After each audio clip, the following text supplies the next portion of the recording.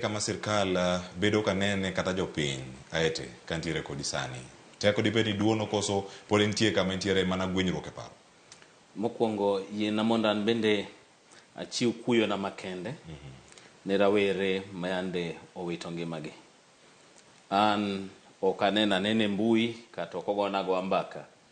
Yande ka rawerego nose wito ngimagi naloso gi daktari mabende en wuod luo iluongo ni Dr. Media memotelo e weche mag ng'iyo dend jogo ma owito ngimagi Kenyatta. Nadhi ire mwabet kode motera maneno nyithindogo.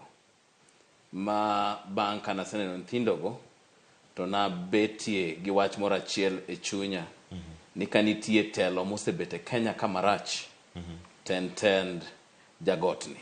Adwa wacho kamano kalure gi gik mosebet kotimre nyaka nyocha rawere miluongo ni Gen Z gi wuog oko. Amor matamre gi nono gi rowere ma jo Gen Z ge. Kendo kata kapok wadhi mabor adama na wacho negi gimiyowa ilo kendo gimiyowa amor mar chuny. Adwa wacho ni teko mar sirikal ni oseduono makapod ni pod ng'ato ni kode gi geno to kapar ni en ng'ama ng'iyo Kenya ni kaka ji duto mang'eny ng'iyogi.